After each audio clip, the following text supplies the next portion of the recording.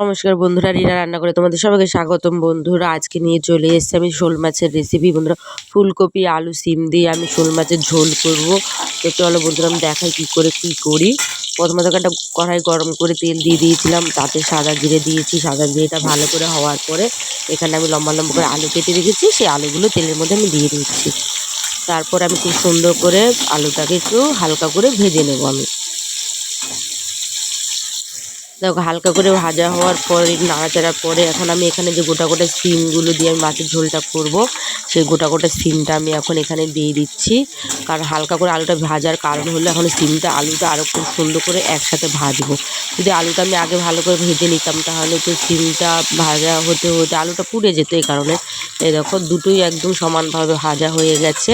এখন আমি এখানে এক এক করে সব মশলা দিয়ে দেবো। আমি এখন লবণ দিয়ে দিলাম পরিমাণ মতো। এখন হলুদ গুঁড়ো দেবো। আমি এত হলুদ গুঁড়ো দিয়ে দিলাম।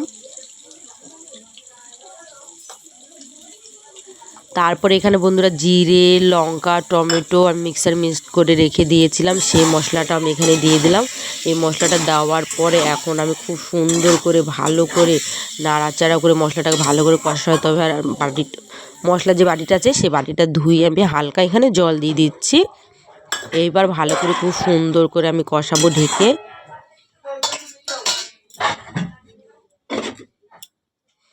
তখন আমি 1 মিনিট পর আবার আসলাম। আমার মশলা কুন্দুম কষানো হয়ে এসছে, দেখতে পাচ্ছ তেল ছেড়ে দিয়েছে, সুন্দর করে মশলাটা কষানো হয়েছে।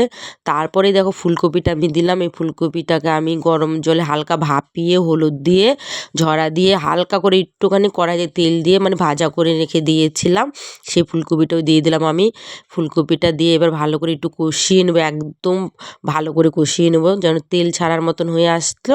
তারপরে দেখো এখানে আমি দিয়ে দিলাম জলটা আমি দিলাম পুরো তোমার আমার যে হাতে মগ ছিল গ্লাসের, সেই মগের 1 মগ দিলাম, কারণ এটা পাতলা ঝোল হবে। এটাকে টকবক করে ফোটার পরে তারপরে দেখো আমি কালারটা কি সুন্দর এসছে। দেখো আমি কিন্তু একদম গুঁড়ো লঙ্কা ব্যবহার করিনি, এটা টমেটোর কালার। এটা ঝোলটা ফোটার পরে এখানে মাছটা দিয়ে দিচ্ছি। বন্ধুরা, মাছটাকে আমি ভালো করে নুন হলুদ দিয়ে তোমার তারপর হলো কি বলে ভালো করে গরম হালকা উষ্ণ গরম যে মাছটাকে ধুয়েছিলাম ভালো করে, যেহেতু জ্যান্ত মাছ এটা বিজলা বিজলা ভাবটা বেশি থাকে এই কারণে।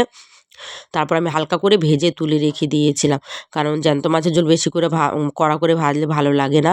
তো বন্ধুরা, আমার কোনো রেসিপি প্রায় হয়ে এসছে। ফুলকপি আলু পুরো সিদ্ধ হয়ে গেছে আর খুব সুন্দর কিন্তু লাগবে জ্যান্ত মাছের ঝোল খেতে। তারপর আমি ধনেপাতা দিয়ে দিলাম। তো বন্ধুরা, এভাবে কিন্তু এখন শীতকালে মাছের ঝোল খেতে কিন্তু দারুণ লাগে। আর তো আমার রেসিপিটা তো হয়ে গেছে বন্ধুরা। তো ভিডিওটা ভালো লাগলে একটা লাইক করে দিও, চ্যানেলটাকে সাবস্ক্রাইব করে দিও। অন্য সময় অন্য নতুন ভিডিও নিয়ে আবার তোমাদের সাথে দেখা হবে। চলো টাটা।